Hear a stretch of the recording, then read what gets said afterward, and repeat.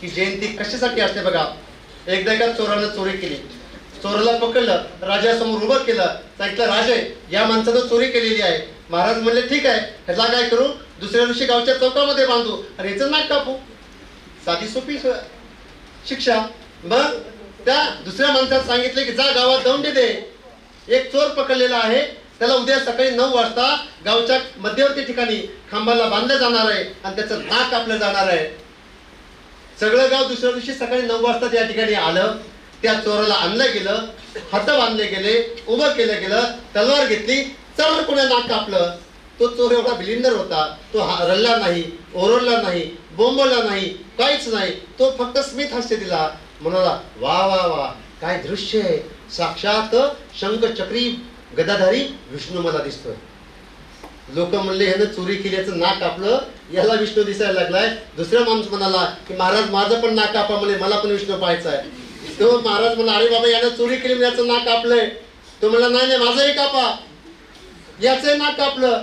तिसऱ्या माणसाने विचार केला याची जिंदगी तर अख्खी माझ्या शेतीचा बांध कोरण्यात गेली, याला विष्णू दिसला, मला पण पाहायचा आहे. आणि आपल्या शेतकऱ्यांचं वैशिष्ट्य आमच्या तिकडे बरं काही तर नाही, म्हणजे सगळं सोडून देतील. आणि आपले शेतकरी कुठे असतात, जून मध्ये बांधाच्या कडेला. इंगळे सर मला तर कधी कधी असं वाटतं जे लोक बांध कोरतात ना त्या सगळ्या शेतकऱ्याला ना शासनाच्या पैशानं महाराष्ट्राने भारत आणि पाकिस्तानच्या बॉर्डरवरती नेऊन सोडलं पाहिजे.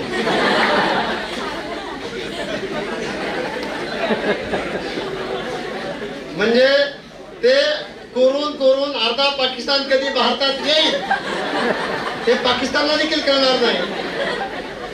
ज्याला विचार केल्याची जिंदगी बांध करण्यात गेली, याला देव दिसला, म्हणला महाराज माझंही नाक कापा, त्याचंही नाक कापलं. बाकीचे म्हणले महाराज आमचंही नाक कापा.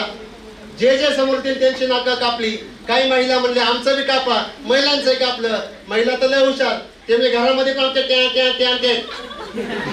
सगळ्या चिल्ल्या पिल्ल्याला घेऊन समोर सगळ्यांचे नाक कापले आणि गाव बिगर नाकाचं झालं.